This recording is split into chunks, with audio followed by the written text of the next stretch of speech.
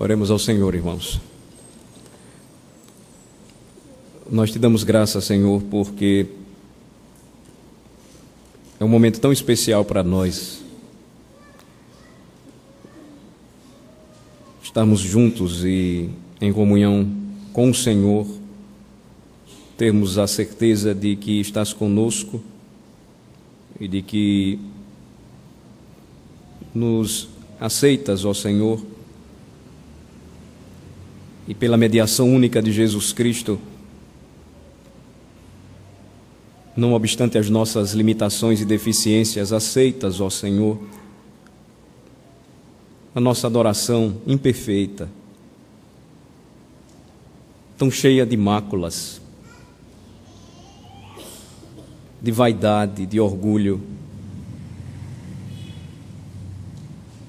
do nosso próprio eu que nos derruba, nocauteia e domina. Nós te rendemos graças, Senhor, porque nesta hora todas as nossas máscaras elas caem e como que desnudos em tua presença revelas a nós a tua santidade. Estamos, ó Senhor, agora prontos para te ouvir falar. É um momento especial para todos nós. É oportuno, importante para a tua igreja, mais uma vez, ouvir a tua voz, Senhor. Fala, Senhor, ao nosso coração. Abre, Senhor, o nosso entendimento. Esclarece, Senhor Deus, as nossas mentes. Nós rogamos isto em nome de Jesus. Amém. Mateus capítulo 5.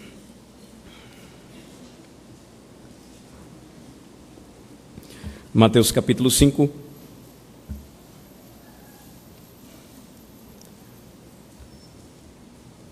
Estou eu novamente diante de um texto difícil e tendo vocês olhando para mim e precisando dizer aquilo que o Senhor colocou no meu coração para falar. Lembrando das eleições de hoje, eu pensei, será que é o dia próximo das futuras eleições da igreja e tremi nas bases, temor de homens? Será que devo falar isso? Será que devo pregar esta passagem? Será que isto não vai prejudicar a minha permanência ou minha continuidade nesta igreja como pastor? Não se enganem, irmãos, tudo isso passa na mente e na cabeça de um pregador. Mas a grande realidade é que não existem temas tão importantes e atuais como estes que nós começamos a tratar quando estudamos o Sermão do Monte e percebemos o Senhor dizendo aquilo que está ou que reside em nossos próprios corações. Aquilo que tem sido um problema muito antigo na sociedade humana e até mesmo dentro da própria igreja. Não somente a questão que envolve o adultério é extremamente impactante, extremamente desafiadora e confrontadora para todos nós, como também a terceira antítese apresentada pelo Senhor aqui, ou contrariação ou interpretação que ele dá correta da lei no que diz respeito a divórcio e novo casamento. Mateus capítulo 5, versículos 31 e 32. Eu convido os irmãos a lerem comigo. Vamos ler juntos, irmãos. Também foi dito: aquele que repudiar sua mulher, dê-lhe carta de divórcio. Eu, porém, vos digo: qualquer que repudiar sua mulher, exceto em caso de relações sexuais ilícitas, a expõe a tornar-se adúltera, e aquele que casar com a repudiada comete adultério.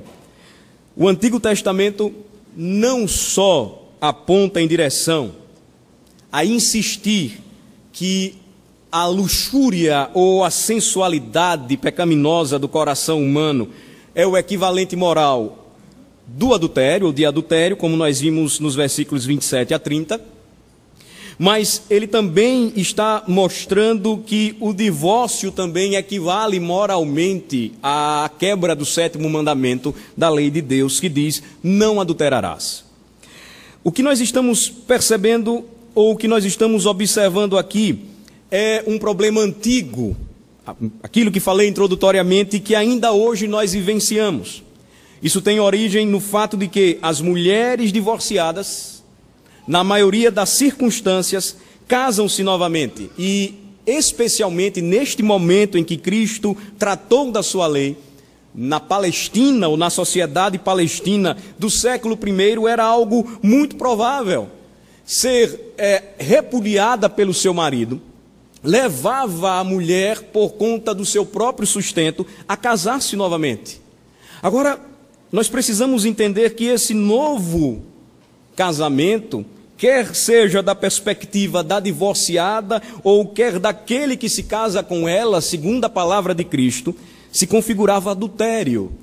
Então, não somente a luxúria, mas também o divórcio são comparados pelo Senhor como quebra do 7º mandamento. E qual é a nossa tarefa nesta noite? Nós precisamos entender o profundo significado destes 2 versículos, apenas 2 versículos, e procurar, irmãos, agir em nossos dias como igreja contra os valores do mundo. Porque um problema antigo se transforma em novo e tão moderno porque vivenciamos em nossos dias. Porquanto os homens do passado são os mesmos de hoje em dia. O coração do homem antigo é o coração do homem atual. A concupiscência ou desejo e cobiça desenfreado por algo que ele deseja ou que ele tanto quer, é o mesmo problema que tem provocado tantos divórcios e recasamentos também nos dias de hoje. E nós vamos trabalhar ou vamos caminhar hoje seguindo 2 tópicos simples, mas onde procuraremos responder as 2 perguntas muito pertinentes aqui que tratam os versículos 31 e 32, quando Jesus fala sobre esta questão do divórcio e recasamento. A primeira questão, ou o primeiro tópico é o que a lei de Moisés ensinava sobre o divórcio e novo casamento. E, em segundo lugar, nós vamos ver o que Jesus ensinou sobre o divórcio e novo casamento. Então, mais uma vez, eu chamo os irmãos para que observem o versículo 31. Vejam só. No versículo 31, há uma redução daquilo que o Senhor já disse nas 2 primeiras interpretações do mandamento, do 6º mandamento e do 7º mandamento. Versículos 21 e 27. Vocês ouviram o que foi dito pelos antigos para vocês. Aqui ele continua a tratar do 7º mandamento e, portanto, há uma redução, mas ele continua dizendo ou tratando da mesma questão. Também disseram para vocês. Seria a outra tradução provável. Aquele que repudiar sua mulher, dele carta de divórcio. Em que passagem bíblica os escribas e fariseus dos dias de Jesus se amparavam para fazer algo que era tão simples ou tão comum em seus dias? Eles se divorciavam com uma frequência muito grande. A desordem era tamanha que Jesus Cristo ele vai tratar deste assunto com muito cuidado, com muita propriedade e com muita urgência. A passagem do Antigo Testamento, irmãos, que aqui Jesus se refere aqui, quando ele fala de uma prática que estava acontecendo em seus dias, ela se encontra em Deuteronômio, no 5º livro da Bíblia. Lá nós vamos encontrar um princípio da lei, só que nós vamos entender que Jesus vai nos dar a interpretação correta deste princípio, ou o espírito da lei, como nós temos aprendido aqui juntos. Então, em Deuteronômio 24, vamos para lá, deixem Mateus capítulo 5 bem marcado, nós vamos recorrer à fonte ou a passagem bíblica utilizada por Jesus para interpretar corretamente este tema. Então, Deuteronômio 24, do versículo 1 ao versículo 4, nós encontramos a passagem que estava sendo, de maneira equivocada, tomada pelos escribas e fariseus e estava deixando os homens muito satisfeitos com o que eles estavam fazendo. É importante lembrar que naquela sociedade era pouco provável que as mulheres pedissem carta de divórcio. Lembrem-se disso. Os homens é que repudiavam suas mulheres. Mas isso não quer dizer que esta lição não se aplica também às mulheres que ainda hoje praticam o divórcio ou repudiam seus esposos ou maridos. Então, Deuteronômio 24, versículos de 1 a 4. Prestem atenção. Diz assim a palavra do Senhor: se um homem tomar uma mulher e se casar com ela, e se ela não for agradável aos seus olhos, por ter ele achado coisa indecente nela, e se ele lhe lavrar um termo de divórcio, e lhe der na mão, e a despedir de casa, e se ela, saindo da sua casa, for e se casar com outro homem, e se este a aborrecer, e lhe lavrar termo de divórcio, e lhe der na mão, e a despedir da sua casa, ou se este último homem que a tomou para si por mulher vier a morrer, então seu primeiro marido, que a despediu, não poderá tornar a desposá-la para que seja sua mulher, depois que foi contaminada, pois é abominação perante o Senhor. Assim, não farás pecar a terra que o Senhor teu Deus te dá por herança. Então, qual é a força aqui desta ordem dada pela lei de Moisés ao povo de Deus no passado? É que se um homem se divorciasse de sua esposa, por encontrar nela algo reprovável, nós não temos maiores definições do que seja isso, ele deveria dar-lhe certidão de divórcio, e se ela depois tornasse esposa de outro homem, e este segundo homem desse carta de divórcio também para ela, o primeiro marido não poderia se casar novamente com a sua esposa original. O que é que nós precisamos notar aqui? Qual um detalhe importante para a nossa observação? Nós devemos notar que este caso, ou motivo de repúdio, nunca era o adultério. Notem que no Antigo Testamento, ou na Antiga Aliança, o adultério ele era punido de maneira muito severa. Vocês lembram de João 8, o episódio da mulher adúltera? O adultério era punido com a morte. Então, a questão aqui referente ao divórcio não trata do adultério.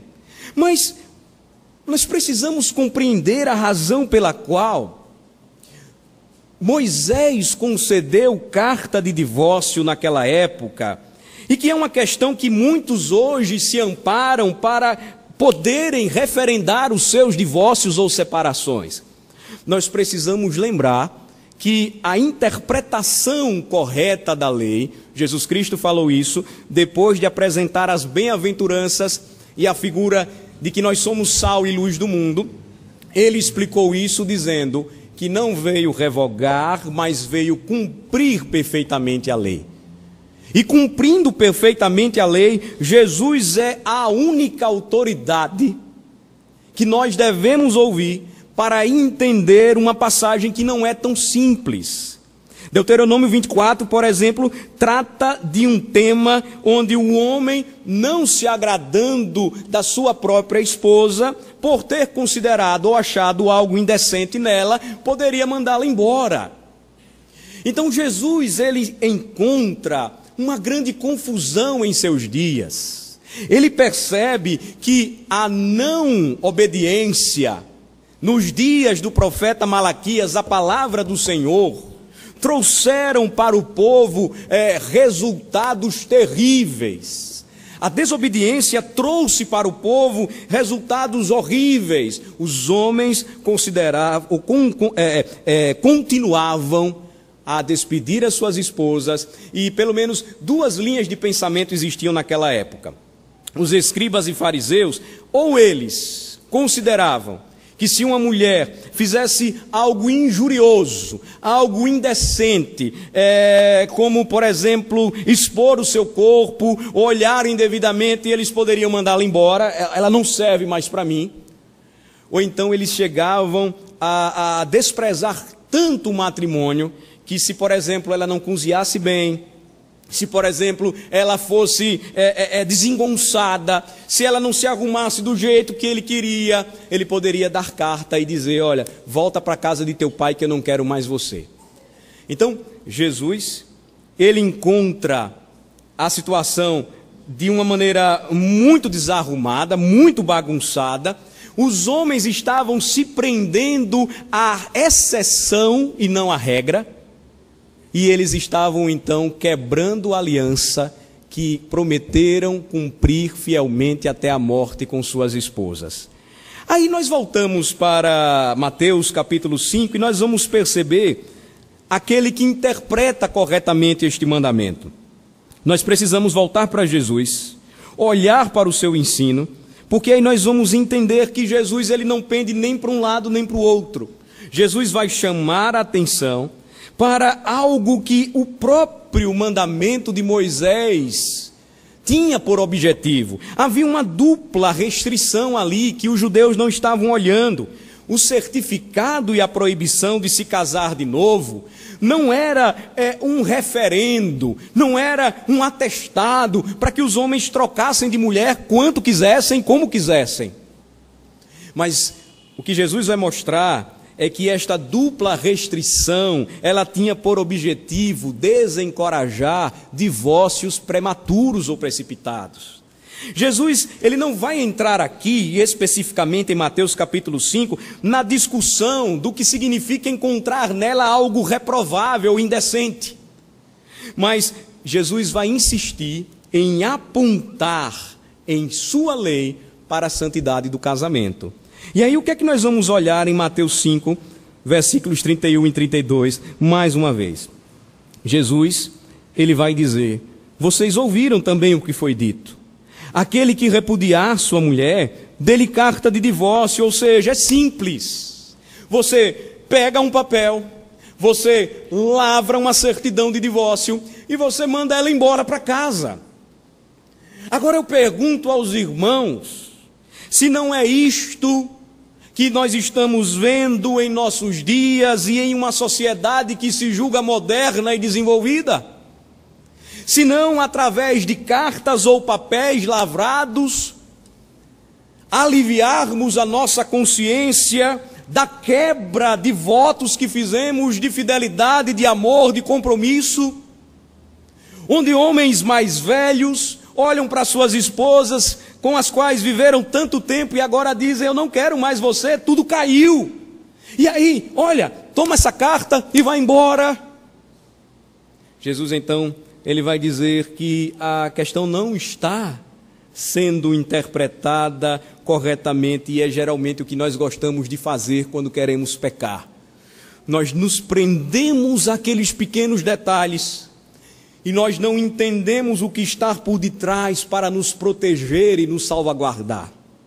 Versículo 32, então Jesus diz: eu, porém, vos digo, só existe uma única exceção para o divórcio. Eu, porém, vos digo, qualquer que repudiar sua mulher, exceto em caso de relações sexuais ilícitas, a expõe a tornar-se adúltera. E aquele que casar com a repudiada, comete adultério. O que Jesus está dizendo é que a única exceção seria a impureza ou a imoralidade sexual da parte do cônjuge. E o que ele está mostrando é que o divórcio, mesmo assim, não deveria ser necessariamente obrigatório, mas a única regra e de exceção apresentada por Jesus não é aquela que os judeus estavam tomando, não é aquela que por vezes os homens ainda hoje tomam. Eu enjoei de você, não era aquilo que eu esperava, eu não consigo mais te amar ou te perdoar, você não se veste bem, você não pinta mais o cabelo, você é desengonçada, eu não quero mais. Jesus diz: não existem estas exceções que vocês estão criando, fruto da sua vã imaginação ou filosofia. Porque a única exceção apresentada por Jesus são relações sexuais ilícitas, ou como a própria palavra grega literalmente diz, porneia, que significa qualquer coisa de maneira muito ampla que implique imoralidade sexual. Aí sim, o cônjuge, neste aspecto importante e particular, o marido poderia pensar na possibilidade de desistir. Mas veja que a exceção não se configuraria a regra, para que então eu não batalhasse pela preservação do meu próprio casamento. Mas, irmãos, nós caminharemos um pouco mais, porque existe uma passagem extremamente útil e importante quanto à compreensão mais esclarecida desta passagem, porque é uma passagem difícil. Aí mesmo em Mateus, capítulo 19, vamos para lá, Jesus Cristo, ele aprofunda este ensino, e ele vai nos apresentar aqui pelo menos 3 princípios bíblicos, e que se você pudesse registrar, eu peço que os registrasse, ou os registrassem, porque Mateus 19, a partir do versículo 3, Jesus então, ele vai afirmar mais uma vez aquilo que ele tratou anteriormente. Certamente os fariseus, eles ficaram preocupados com a palavra de Cristo, porque veja só, a palavra de Cristo não invalidava o que Moisés fez. A palavra de Cristo, na realidade, invalidava ou contrariava o que os religiosos de seu tempo estavam ensinando. E aí, a partir do versículo 3, Mateus 19, observem bem o que Jesus Cristo vai responder aos fariseus. Vieram a ele alguns fariseus e o experimentavam, perguntando. Então, os fariseus sempre queriam pegar Jesus em alguma falha, em algum erro, e aí eles perguntaram o seguinte: é lícito ao marido repudiar a sua mulher por qualquer motivo? Percebam que na sociedade desta época, obviamente, eles iam tratar da questão apenas falando de uma parte dos cônjuges. Mas aqui também se aplica. É lícito a esposa repudiar o seu marido por qualquer motivo? Vejam a resposta de Jesus. Então respondeu ele: não tendes lido que o Criador, desde o princípio, os fez homem e mulher, e que disse, por esta causa deixará o homem pai e mãe, e se unirá à sua mulher, tornando-se os dois uma só carne? De modo que já não são mais dois, porém uma só carne. Portanto, o que Deus ajuntou, não o separe o homem. Os fariseus experimentaram a Jesus, e Jesus seguiu uma regra de interpretação que os próprios expositores judeus da Bíblia utilizavam. O mais antigo é o mais correto. O mais antigo é o mais confiável. O mais antigo define as questões contemporâneas. Então eles perguntam: não é lícito, ou será que é lícito ao marido repudiar a sua mulher por qualquer motivo? Eles estavam fazendo isso constantemente. Jesus então, ele utiliza-se da criação, ele remonta a Gênese, ao princípio da criação, e diz que quando Deus criou o homem e a mulher, desde o princípio ele os fez. E o que foi que ele disse para o homem e para a mulher? Versículo 5. Por esta causa deixará o homem pai e mãe e se unirá à sua mulher, tornando-se os dois uma só carne. Ele toma as palavras do próprio Adão quando disse: esta afinal é osso dos meus ossos e carne da minha carne. Jesus continua no versículo 6 e diz: de modo que já não são mais dois, porém um. Eles são uma só carne. Portanto, o que Deus ajuntou, não o separe o homem. O que Jesus está dizendo primeiramente aqui, ou o primeiro princípio que ele apresenta, é que o matrimônio é santo aos olhos de Deus. Os homens não podem tomar aquilo que Deus santificou, instituiu e banalizar, macular, romper, quebrar. porque o matrimônio é santo aos olhos de Deus.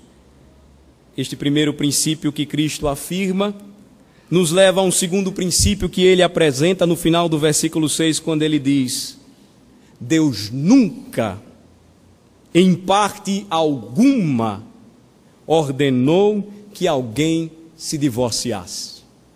Versículo 6 ele conclui dizendo: o que Deus ajuntou, não o separe o homem. Aí os fariseus replicaram. Versículo 7 diz: por que então mandou Moisés dar carta de divórcio e repudiar? Em outras palavras, eles disseram: o Senhor está falando que Deus nunca mandou ninguém se separar, e por que Moisés mandou?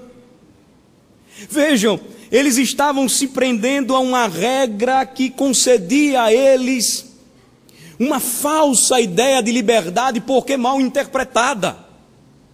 E aí vejam a sabedoria de Cristo, quando ele continua e ele responde no versículo 8: respondeu-lhes Jesus: por causa da dureza do vosso coração, é que Moisés vos permitiu repudiar vossa mulher. Meus irmãos, quando nós lemos a história de Moisés, nós sabemos que aquele homem não teve uma vida fácil. Quando nós lemos a história deste servo de Deus, nós percebemos como ele foi atribulado e por todos os lados pressionado pelo povo que queria cometer pecados, os pecados do Egito. A situação de crise nos dias de Moisés foi tamanha que o obrigou a estabelecer uma regra de exceção. Mas lembrem-se, esta regra não era uma avenida larga para os divórcios ou novos casamentos. Esta regra era para mostrar que o coração duro daqueles homens deveria conduzi-los ao arrependimento e à reconciliação. Porque se eles repudiassem suas esposas, não poderiam jamais tomá-las novamente uma vez arrependidos. Eles não podiam mais fazer isso. E suas esposas então sofreriam por causa deles. Suas esposas então sofreriam dano por causa deles e precisariam procurar outro marido para se casar. Jesus então diz: olha, não foi assim desde o princípio. Está aí no final do versículo 8. Deus nunca, em parte alguma, ordenou que alguém se divorciasse. E ele conclui com o terceiro e último princípio, no versículo 9, dizendo que só existe uma razão legítima para o divórcio. Versículo 9 ele diz: eu, porém, vos digo, quem repudiar ou se divorciar de sua mulher, não sendo por causa de relações sexuais ilícitas, e casar com outra, comete adultério. E o que casar com a repudiada, comete adultério. O que o Senhor então agora afirma é que só existe uma razão legítima para o divórcio, aquilo que é chamado de relações sexuais ilícitas, impureza ou imoralidade sexual. Porque se o divórcio acontecesse, Jesus estava afirmando, a aliança entre um homem e uma mulher se quebraria. E não somente ela, mas Jesus agora diz, também ele cometeria adultério se tomasse outra mulher por esposa. E ele também inclinaria a sua esposa ao adultério se a mandasse embora. A força, irmãos, na língua grega, ela nos espanta, a ponto de mostrar que quando o homem faz isso, ele expõe a sua esposa para ser seduzida por outro homem. E aí, irmãos, quanto mais nós estudamos o ensino de Jesus, nós passamos a apreciá-lo, porque com poucas e simples palavras ele faz cair toda a nossa construção de pensamento que nós usamos para proteger a nós mesmos dos nossos pecados. Você poderia me perguntar, mas pastor, e o que o senhor poderia dizer a respeito de 1 Coríntios 7? Paulo, mais uma vez, está tratando da questão e em nenhum momento ou lugar ele está dizendo que o crente deveria se divorciar, até mesmo se convertesse e o seu marido ou a sua esposa não se convertesse. Ele diz: não, de modo nenhum, você não pode se separar. Ele mais uma vez volta ao princípio estabelecido pelo Senhor: o que Deus uniu, o homem não pode romper ou quebrar.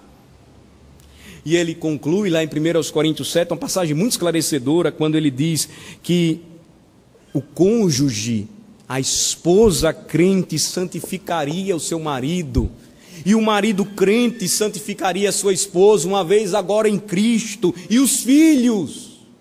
Vejam, o Senhor diz: são santos aos meus olhos, santos aos meus olhos. Então, o que Jesus Cristo faz aqui? E caminhando para uma aplicação atual para os nossos dias. O que nós percebemos é que em Mateus 5, usamos Mateus 19 para lançar luz, mas podemos voltar para Mateus capítulo 5, versículos 31 e 32. O que o Senhor faz aqui por meio de umas poucas e simples palavras é, primeiro, desestimular o divórcio. O que o Senhor está dizendo aqui é que nenhum homem pode repudiar a sua mulher por qualquer questão, problema, desculpa. Tomando aqui a mensagem desta noite também para as esposas: nenhuma mulher pode repudiar o seu marido por qualquer questão. Existe apenas uma exceção, e notem bem, esta exceção, ela não é ainda uma regra fechada, um martelo judicial batido, porque sempre deve haver espaço para o perdão. Jesus desestimula o divórcio. Jesus, em segundo lugar, refuta a falsa interpretação dos escribas e fariseus a respeito da lei, nós vimos isso. Jesus reafirma o verdadeiro sentido da lei também, como o verdadeiro intérprete, supremo intérprete da lei. Jesus, ele censura a parte culpada. Jesus defende a parte inocente. E ao longo de tudo isso, o que é que nós notamos? O que o Senhor Jesus quer nos mostrar de maneira triunfal? Ele deseja nos ensinar que o caráter sagrado e inviolável do vínculo que os cônjuges têm em matrimônio, como ordenado por Deus, deve ser mantido a todo e qualquer preço. É uma questão extremamente urgente, irmãos, para os nossos dias. Jesus, ele está tratando daquilo que nós precisamos agora trazer para o nosso tempo, refletir e aplicar. E você pode estar perguntando: pastor, eu não estou entendendo que divórcio e novo casamento tem a ver com a ceia. Você vai ver. A primeira verdade que precisa ser aplicada à luz da passagem bíblica nesta noite, meus irmãos e irmãs, é que o casamento, o sagrado matrimônio, é muito mais do que um simples papel. O que Jesus disse aos judeus de seu tempo é aquilo que reafirma nos dias atuais. O seu papel, o seu divórcio, o fato de ter abandonado o seu cônjuge não vale de nada se você não se separou por motivo justo.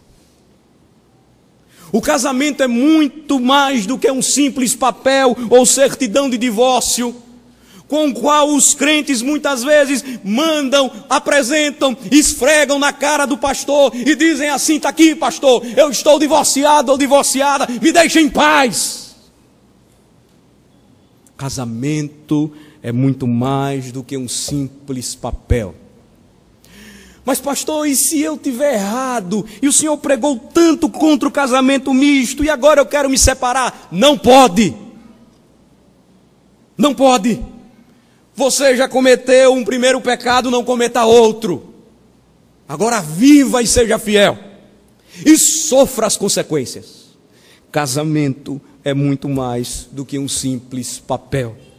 O seu papel diante de Deus, irmãos, eu falo isso com muito temor e tremor. O seu papel diante de Deus não vale de nada. Portanto, pense muito bem antes de casar. Reflita. Nós não continuamos a ler Mateus 19, mas o resultado do que Jesus Cristo disse para os fariseus fez até tremer os seus discípulos. Porque, irmãos, a questão ou o câncer do divórcio estava tão generalizado que, se vocês continuassem a leitura comigo, vocês podem ver depois, os discípulos de Jesus disseram assim, Senhor, então para que casar? Percebam, eles já estavam pensando naquilo que muitas vezes os homens dos nossos dias pensam. Eu vou casar, se não der certo, vou no cartório, desfaço e pronto. Caso novamente. Não é assim que muitos pastores estão fazendo? Se os pastores fazem, por que eu também não posso fazer?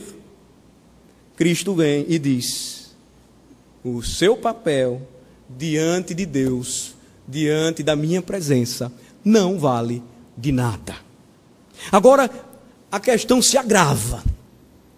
Se agrava porque, irmãos, nós não podemos entrar aqui e sair da mesma maneira que chegamos. A questão se agrava porque o que nós percebemos é que, por que Deus ele não aceita uma simples certidão de divórcio que muitos evangélicos hoje em dia estão tomando? E que acreditam que porque estão livres diante dos homens, poderão estar livres diante de Deus. Abram comigo em Malaquias capítulo 2. Os livros estão juntos, estão próximos. Porque o seu papel de divórcio, ele não tem valor diante de Deus se você está se separando ou se separou por um motivo que não é bíblico, porque só existe um. Malaquias capítulo 2, a partir do versículo 10. Agora eu vou responder para vocês o que é que este assunto tem a ver com adoração e ceia do Senhor. E eu espero que nós não saiamos daqui não. Ouçamos o que Deus tem para falar e nos reconciliemos com Ele nesta noite. Malaquias 2, a partir do versículo 10, diz assim: não temos nós todos o mesmo Pai? Não nos criou o mesmo Deus? Por que seremos desleais uns para com os outros, profanando a aliança de nossos pais? Pergunta ao profeta. Judá tem sido desleal, e abominação se tem cometido em Israel e em Jerusalém. Porque Judá profanou o santuário do Senhor, o qual ele ama, e se casou com a adoradora de Deus estranho. Tem tudo a ver com adoração. O povo de Israel, nos dias de Malaquias, dias de restauração, experimentaram uma decadência moral e espiritual terrível. E o resultado estava sendo experimentado também na geração em que Jesus pregou o Evangelho. Eles estavam agora se casando com mulheres ímpias. E como é que isso estava acontecendo? Eles estavam profanando o santuário do Senhor, o qual o Senhor ama. Eles estavam diante do Senhor, mas com casamentos arruinados e tomando mulheres ímpias por casamento ou por esposas. Versículo 12, o Senhor então diz: o Senhor eliminará das tendas de Jacó o homem que fizer tal, seja quem for, e o que apresenta ofertas ao Senhor dos exércitos. Do mesmo modo que a adoração não é recebida por Deus quando um homem se apresenta a Ele, mas continua a odiar o seu irmão, o Senhor diz: a mesma coisa está acontecendo. Não somente naquele tempo aconteceu, mas ainda hoje, quando os crentes estão brincando com um casamento. O Senhor disse que eliminaria estes homens. Quem fizesse isto não seria aceito. Mas o que é que o povo fazia? A mesma coisa que ainda hoje os homens fazem. Versículo 13. Ainda fazeis isto. Cobris o altar do Senhor de lágrimas, de choro e de gemidos, de sorte que ele já não olha para a oferta, nem aceita com prazer da vossa mão. Irmãos e irmãs, Deus mesmo instituiu o casamento e, portanto, aquilo que Ele estabeleceu, e quando assumimos um compromisso, não deve ser quebrado. O que nós pensamos, por vezes, é que nós é que ingerimos, dirigimos segundo o que pensamos o matrimônio. E nós acreditamos que a certidão de divórcio, que me dá garantias, segundo eu penso, de tomar outra mulher por esposa e abandonar a mulher da minha mocidade, me concede acesso na presença de Deus. Olhem só o que o Senhor está dizendo para o povo. Vocês choram, vocês gemem, vocês cobrem o meu altar de lágrimas, mas eu não olho mais para o que vocês me oferecem. Eu não tenho prazer de aceitar a oferta da mão de vocês. E o povo ainda pergunta, não é assim que muitos fazem, mas por quê? Versículo 14. Porque o Senhor foi testemunha da aliança entre ti e a mulher da tua mocidade, com a qual tu foste desleal, sendo ela a tua companheira e a mulher da tua aliança. E onde é que o Senhor se baseia? O mais antigo confirma o que é correto. Não fez o Senhor um, mesmo que havendo nele um pouco de espírito? E por que somente um? Ele buscava a descendência que prometera. Portanto, cuidai de vós mesmos, e ninguém seja infiel para com a mulher da sua mocidade. Deus não aceita a adoração daqueles que zombam do casamento, daqueles que confiam em seus próprios papéis ou certidões de divórcio. E a razão é pura e simples. Quando os homens se divorciam, eles quebram uma aliança selada por Deus e, sendo infiéis para com a mulher da sua mocidade, profanam o leito que deveria ser sem mácula. E às vezes me perguntam, mas pastor, e por que o divórcio ele é visto com tanta gravidade e com tanta seriedade pelo Senhor? Versículo 16 então conclui dizendo, porque o Senhor, Deus de Israel, diz que odeia o repúdio, e também aquele que cobre de violência as suas vestes, diz o Senhor dos exércitos. Portanto, cuidai de vós mesmos e não sejais infiéis. Aquela expressão em Deuteronômio 24, que diz que o homem havia encontrado em sua esposa algo indecente, literalmente na língua hebraica, só acontece em outra passagem que tem a ver com excremento, com sujeira, com poluição, aquilo que sai dos intestinos.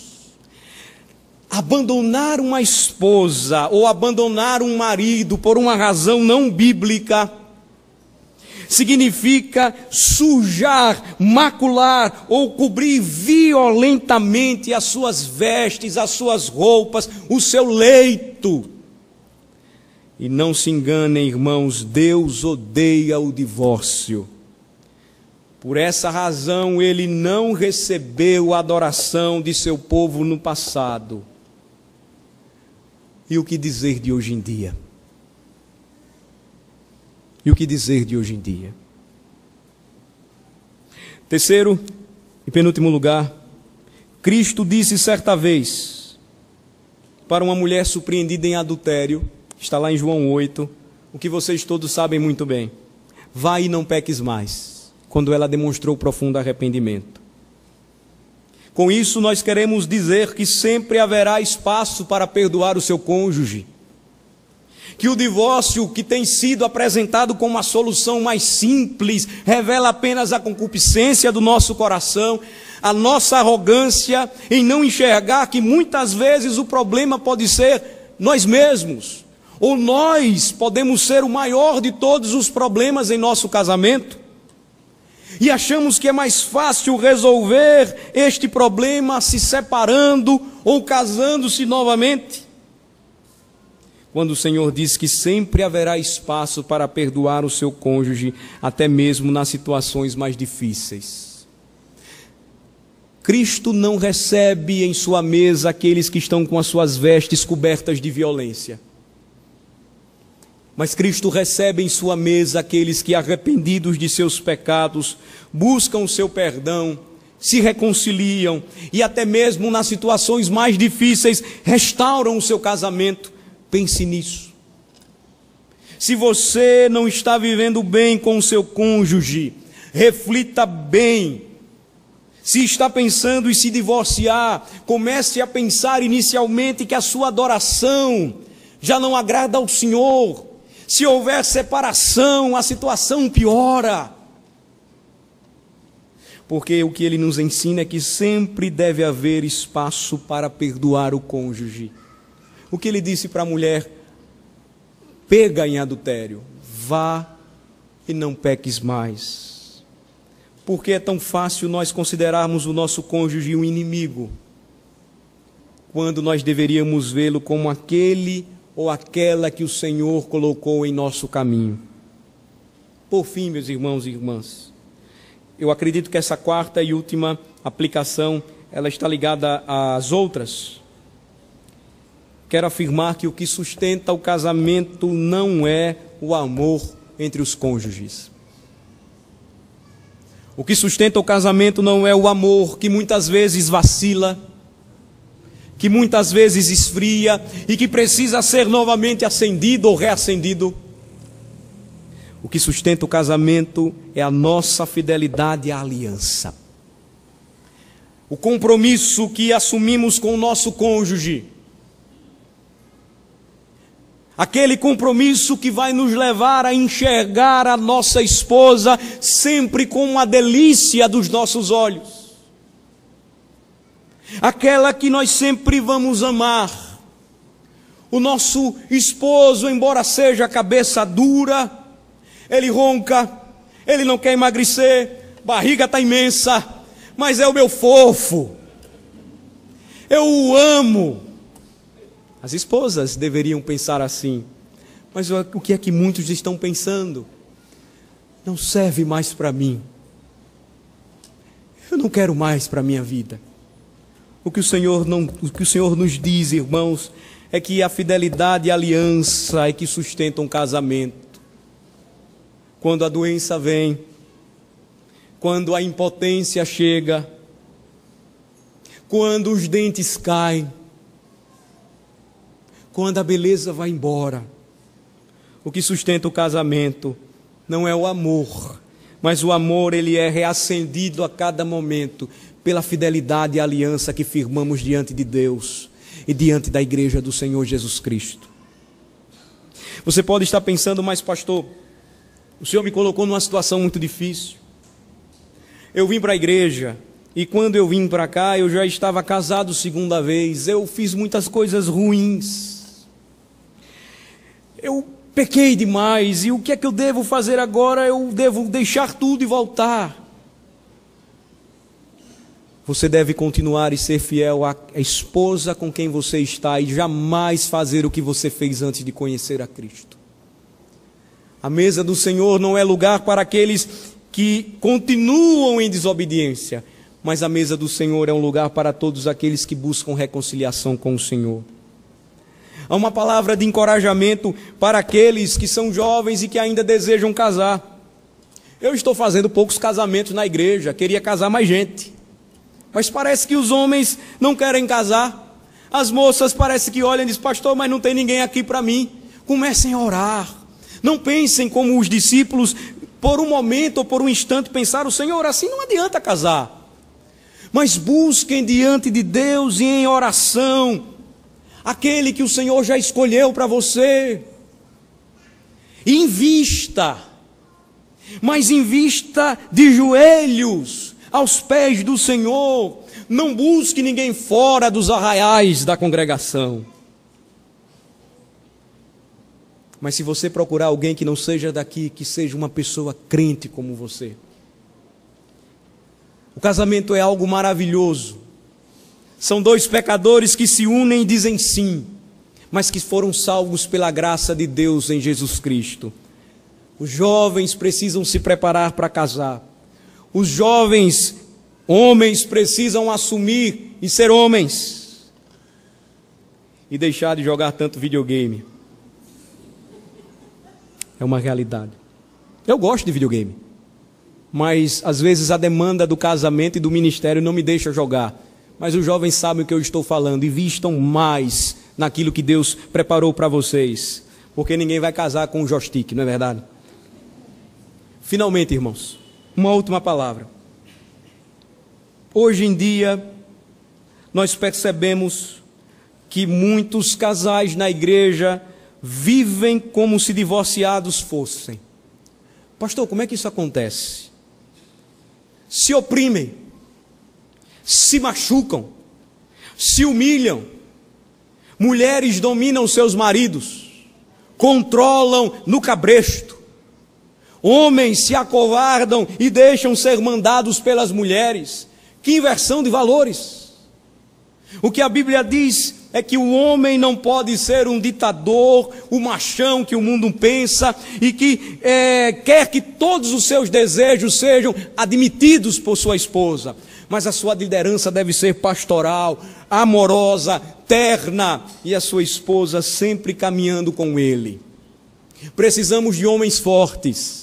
E se você não leu o livro que tem por título esta palavra ou esta expressão que eu disse, você que é homem, leia, e você que é mulher, leia também para entender a importância de orar por seu marido e rogar que ele seja um líder para o lar e para a igreja. A ilustração inicial do livro é fantástica. Ele conta que existia uma grande fila de homens todos dominados pelas mulheres, e dizia assim: um homem em uma fila sozinho perguntava: mas por que vocês todos estão aqui? Eles respondiam: porque minha mulher mandou que eu ficasse. E somente ele, em uma fila, sozinho, parecia o cara que estava certo. E aí perguntaram a ele: e você? Eu estou aqui também porque a minha mulher disse que eu deveria caminhar por esse lado. Os homens devem liderar os seus lares. Não devem oprimir as suas esposas, nem machucá-las. As mulheres não devem dominar os seus maridos, porque o que acontece quando isso ocorre é uma situação de divórcio, porque o casamento não está sendo experimentado em sua pureza e totalidade. Quais são os resultados práticos disso? Os casais se separam, dormem em camas diferentes, as mulheres manipulam os maridos e não satisfazem os seus esposos sexualmente. Irmãos, isto é muito sério, é muito grave. Quando nós fazemos isso, estamos expondo o nosso cônjuge a ser seduzido. Então, nesta noite, não saia daqui sem resolver os seus problemas com seu cônjuge, mas nunca negue a ele o que lhe é de direito. Senão você vai expor o seu cônjuge à tentação. Mas pastor, ele é muito rude, como é que eu vou estar preparada para ele? Seja homem, se humilhe, se errou, peça perdão, busque reconciliação, mas nunca usem o sexo como moeda de troca. Porque muitos divórcios acontecem e estão acontecendo em nossos lares, mesmo que os casais estejam juntos, eles vêm até para a igreja, mas eles vivem como se estivessem separados. É a palavra de Cristo para nós, irmãos, nesta noite. É a palavra do Senhor que nos lembra que o casamento é muito mais simples, ou muito mais, melhor falando, do que um simples papel. Que Deus, Ele não se agrada do divórcio, Ele o odeia, e por isso a nossa adoração, em consonância com Ele, deve primeiro começar de um casamento sadio e saudável aos pés de Cristo. Que sempre há lugar para o perdão. E não deixe de se reconciliar com seu cônjuge hoje. Não caminhe mais em desobediência. Perdoe, ame, viva para a glória de Deus, reflita neste mundo e nesta terra aquilo que Cristo é para nós. Somos a sua noiva. E Ele, como nosso noivo, nunca nos desamparou, sempre nos amou. Por fim, a aliança é o que sustenta o casamento. A fidelidade a esta aliança é o que sustenta o casamento. A aliança que fizemos com o nosso cônjuge. Há 12 anos atrás, pode ser o meu caso, há 1 ano atrás, 2 anos atrás, 20, 25, 30, 35, 40, 50. O que sustenta o nosso casamento são os votos que fizemos. E se nós não estamos investindo em nossa vida conjugal, o que é que nós podemos achar que Cristo está pensando sobre isso? Não se aproxime da mesa do Senhor sem antes pedir ao Senhor nesta noite que tenha misericórdia da sua alma, buscando reconciliação nesta área tão importante da vida e mostrando que a Igreja de Cristo não segue o curso deste mundo. Os divórcios estão a 1000. Na Igreja de Cristo tem crescido extremamente. Cabe a nós, como cristãos, mudar este quadro, se olharmos para Cristo, se atendermos para a sua palavra e por Ele formos guiados. Senhor, nosso Deus e nosso Pai maravilhoso, a Tua palavra é gloriosa. Ela nos confronta, Senhor. Muitas vezes é duro para nós ter que ouvir, ter que pregar. Mas é o que o Senhor pensa a respeito deste tema, que tem sofrido tantos desgastes com o passar dos anos na história dos homens, e como tem atingido a Tua igreja, Senhor, de uma maneira avassaladora. Ó Senhor, ajuda-nos a entender que antes importa obedecer ao Rei de toda a terra e não aos homens. Não permita, Senhor, que confiados em um papel, fiemos a nossa garantia de que podemos agora dispensar nossas esposas e tomar outras por mulheres. Que as esposas podem abandonar os seus maridos e agora casarem-se novamente apenas porque um juiz neste mundo concedeu-lhes uma carta de divórcio. Mas concede-nos o temor, Senhor, devido, para lembrarmos que se fizermos isto, a nossa adoração não será aceita, que não teremos parte na Tua mesa, que não podemos comungar com o Senhor, porque se nos divorciamos, também quebramos uma aliança santa que o Senhor estabeleceu quando nos uniu ao nosso cônjuge. Ó Senhor, que este momento seja um momento especial para todos nós, comendo pão e bebendo vinho, reconciliados com o Senhor. Não saiamos daqui nesta noite sem a firme decisão de lutar pelos nossos casamentos, de preservar fielmente a aliança que fizemos com nossas esposas com seus maridos. Que os jovens, ó Senhor Deus, crentes, orem e busquem no Senhor estabelecerem novas famílias fiéis que amam o Senhor e que mostram que vale a pena sim investir em uma instituição divina, o sagrado matrimônio. Ó Senhor, iremos agora tomar do pão e do vinho. Prepara-nos o coração e conforta-nos e consola-nos em meio às lutas que temos que enfrentar, que são tantas, mas que, ó Senhor, possamos lembrar que em Ti somos mais que vencedores. Em nome de Jesus. Amém.